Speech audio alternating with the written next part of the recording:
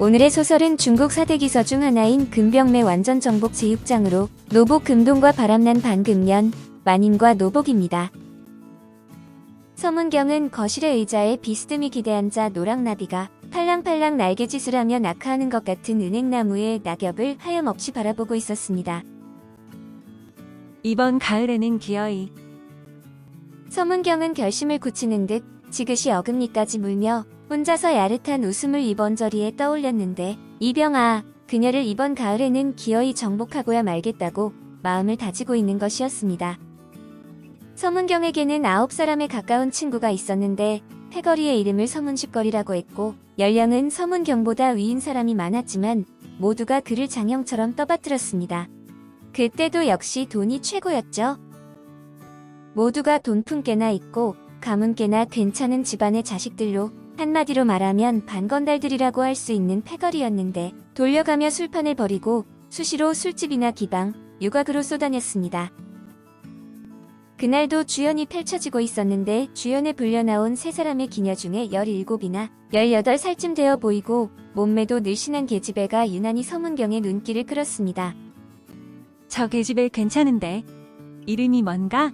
이 사람아, 저 애가 누군지 모르다니 웃을 수밖에. 모르겠는데 누구란 말인가? 바로 자네 처조카 아닌가? 처조카도 못 알아보다니. 그녀는 이계저로 서문경의 둘째 아내인 이교아의 조카였는데, 서문경은 그녀를 자기 곁으로 불러 이런저런 이야기를 나누다 계저의 집으로 2차를 가기로 합니다. 그녀네 기방은 5, 6년 전까지는 기녀를 여러 명 둔 기루였지만 이제는 기녀라고는 계저의 언니 계경 혼자뿐인 기방으로 바뀌어 있었는데, 일행이 들어서자 계경이 호들갑스럽게 반겼습니다. 밤이 꽤 깊어 친구들이 돌아간 다음 계경과 단둘이 되자 서문경은 계절을 취하기 위해 수작을 벌이는데 결국 50냥으로 흥정을 하게 됩니다. 계저는 안팡진 성격답게 서문경에게 이런저런 조건을 내걸고 응하게 되는데, 사냥감이 눈앞에 있는 서문경은 선뜻 들어주게 됩니다.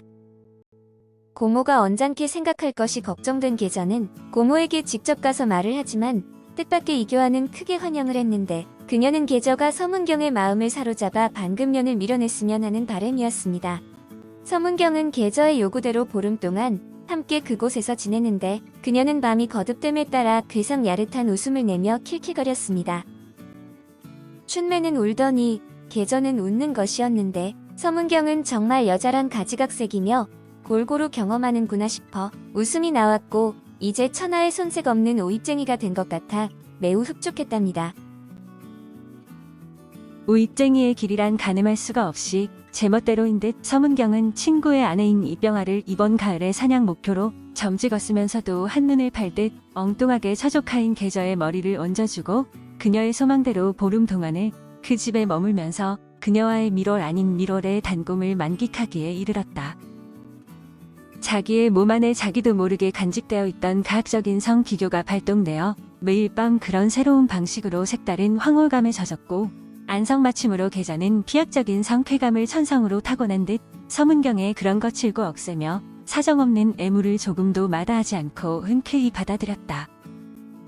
수천여를 바치던 첫날 밤에는 뭐가 뭔 줄을 잘 몰랐으나 이튿날 밤부터 남자와의 관계가 이번이 처음인 계저는 서문경의 그런 가학적인 행위가 의뢰 남자란 여자를 그렇게 다루는 것이라니 여기게 되었고, 그것이 고통이라기보다 오히려 화끈하고 얼얼한 쾌감으로 느껴졌다.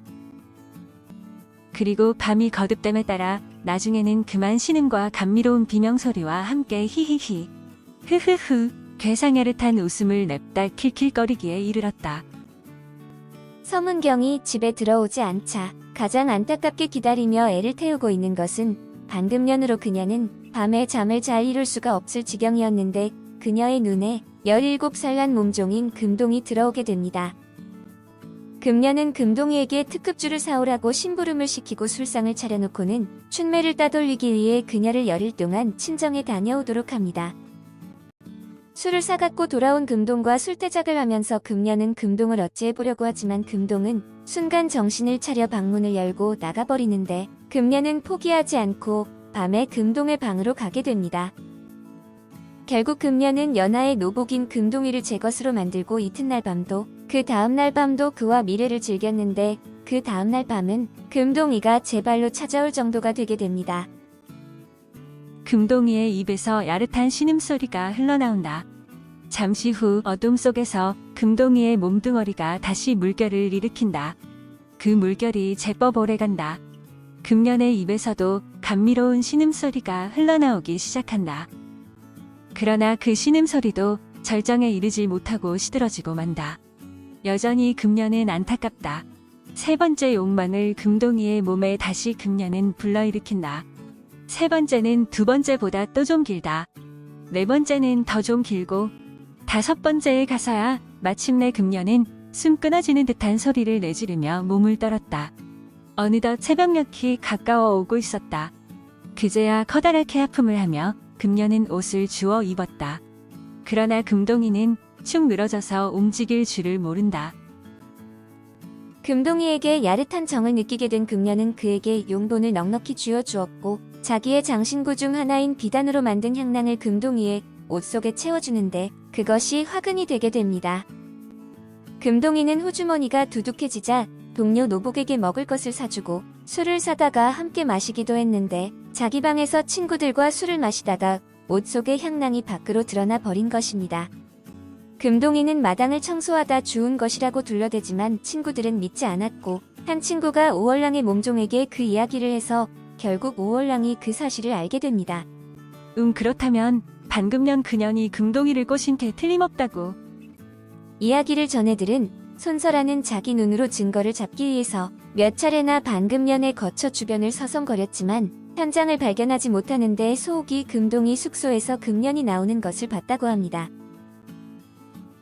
결국 그 이야기는 오랜만에 집에 돌아온 서문경에게 알려지고 서문경은 금동을 불러 문초를 하게 되는데 금동이는 딱 잡아떼고 금년도 역시 철저하게 부인을 합니다. 이 일은 그렇게 해프닝으로 끝이 나게 되고 손설아는 분해서 펄펄 뛰는데 금동이는 아버지가 위독하다고 며칠 뒤 고향으로 떠난 후 영영 돌아오질 않았답니다.